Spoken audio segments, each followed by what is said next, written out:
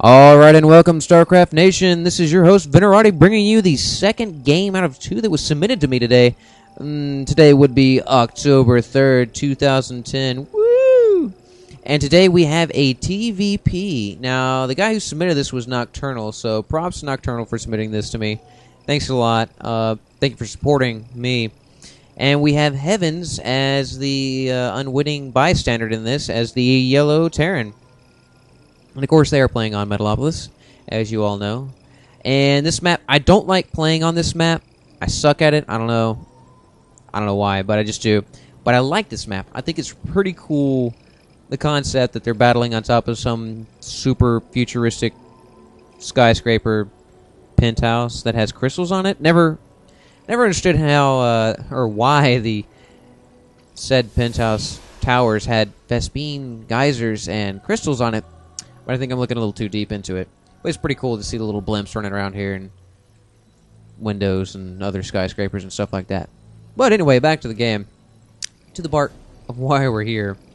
We do see Nocturnal chrono boosting out his economy, which when I do random into protoss, I like to do, personally. A little bit more macro than micro. I guess it comes from playing Zerg back in Starcraft 1. But we see a barracks coming down here. And the barracks is, well, he's not playing against Zerg, so barracks placement isn't exactly pivotal. You don't have to worry about blocking that front door for any sort of early push.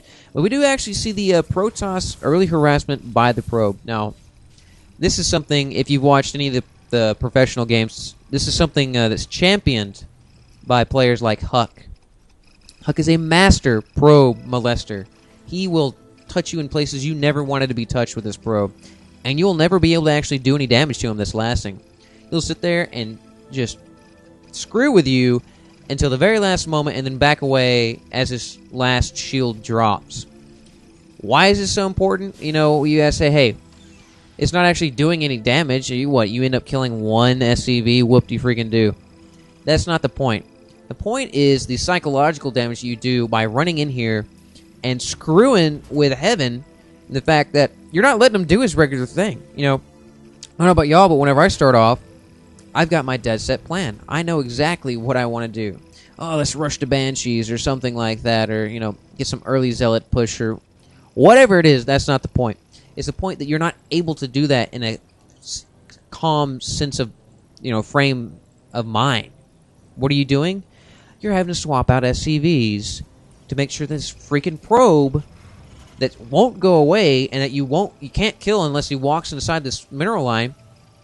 I mean, you basically have to swap out because you can't leave him alone. He's going to sit in your base for forever. Maybe until you pop out a Marine, but then you got to micro the Marine. And what does this mean? Well, this means you're dedicating your brain power to stopping a 50 mineral unit. All the meanwhile, Huck or Nocturnal or whoever it is that is manning this probe, or for any harassing unit early on in the game, they're pretty much able to do anything because you can use the mini-map over here. I'm like, yeah, I'm going to click. I'm just going to click all around here. My APM's going to soar and blah, blah, blah. But he's able to, you know, come over here and build all these things completely unmolested because guess what? He's touching you. You're not touching him. And we do actually see Nocturnal getting away from that rant. We do see Nocturnal bringing down 4 gates and a robotics facility. So we are going to see 4-gate with Robo augment, and we are going to see the warp gate technology coming in here. And I'm pretty sure most of you have heard this, heard this QQ fest, but about the 4-gate push. Yeah, the 4-gate push is really overused, but hey, guess what? So is the Marine Marauder Terran Ball of Doom. Unfortunately, it's really easy, really sturdy tactic that people are just going to use because they know how to do it. And yeah, it does get annoying. Yeah, you can go really far with a 4-gate because it is very powerful. But it's just it's a part of the game, until they either make gateways more expensive or nerf the whole warp technology. I mean, you might see a shift in that, but it's a part of it. It's really powerful, and Nocturnal is going to use it to its max in this game. Now, this robotics facility, however, is a really nice augment to everything, because this Overseer right here, so pivotal in the Protoss arsenal, because it is a constant cloaked being that can see and it can fly. So it ignores all ledges. So that means you can circumvent all fixed defenses, because if you had turrets here, or photon cannons, or spore cannons, and you had a DT walking up, you can't get up there.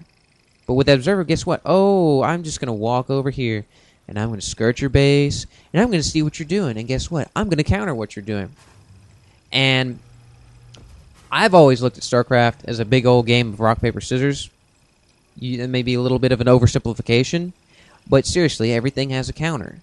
And if you're able to see what your opponent's bringing to the table, and you're able to counter it, that's going to bring you that much farther. That's going to give you that much more power. And we actually see something pretty good right here. An action that I utilize a lot. Heaven's scanning and using his Marines to kill this observer. Because, yeah, you can line your base with a crap ton of turrets, but that costs a lot. Especially for how much this observer costs. But he did a poor job of actually microing this. If he'd walked his Marines underneath the observer and then scanned, he would have killed it. No joke. But the observer was able to get away and is still scanning this base. So Heaven's really not able to keep any sort of secrets. Meanwhile, I mean, Heavens knows nothing about Nocturnal. He sees one gateway down, another gateway coming, and a cyber core. So his guess is as good as anyone's as to what's going on. And we actually see a Templar archives coming down. So we are going to see... Oh, excuse me. We are going to see some Templar action come down on this Marine Bio Ball. And for all players involved, I'm pretty sure everyone here knows how powerful that Psi Storm is on those bio units right there. It just tears into them. And yes, the Marauders are very robust, and they are able to withstand a lot of Psi versus the Marines, where the Marines do go down relatively quick. I mean, 45 versus 125. Yeah, the Marines are going to pop like dirty little blisters. But okay, you look at where he doesn't have one down yet, but that one High Templar. Just think about how much damage you can do if you get a good size storm down on top of that. Of course, those units are dependent on micromanagement. So for people who have lacking micro skills, they would be less dangerous. But for those who choose to micro and are really good at microing, very dangerous, very cost effective for the amount of damage that you do. And I want to talk about these zealots that Natural has coming down here.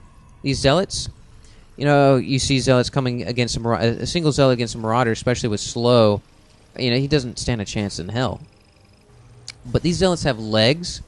Not only do they have legs, but they're augmented by these other units. And if Natural builds up a heavy Immortal/Templar force, these zealots are going to rush that bio ball and start to build a semi-surround. It's pretty rare that you actually see a zealot army surround a bio ball, because they generally stem and back up. But these zealots basically act as meat shields. Yes, they do damage, and they are able to close the distance because of the charge. But these zealots' real main purpose is just to soak up damage. They're 100 minerals, cheap, and they allow these Immortals and Stalkers to sit in the background unmolested and deal out the DPS. I mean, of course, these Marauders just rain on anything that is any sort of armor. What was the damage over here? Yeah, 50 damage versus armor. Wow. I mean, that's crazy. He 3-hit a Marauder, just boosh, gone. Of course, these Marauders they do a lot of damage versus armor units, but this one Immortal can take on several Marauders. And we see the forces kind of coming out here and kind of filling out the situation. No one truly owns this battlefield at this point. It's really been untested. Of course, we do see a Nexus coming down for Nocturnal. I mean, we are 12 minutes in, almost 13 minutes in, so by this point, you should be looking at expanding. And Heavens, of course, lacking in that sense. And of course, he has a huge saturation on his minerals, so maybe he's about to throw down a command center. I'm not really sure.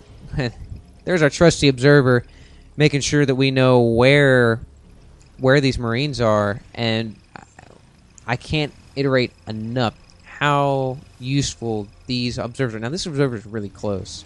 If he scanned right now, the observer would die, which we do see him moving up here. So this observer is in the danger zone.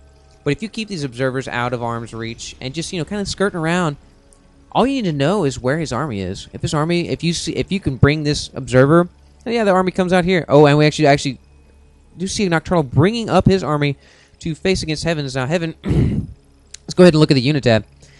He's got 16 Marauders. He's got a lot of Marines, 20 Marines.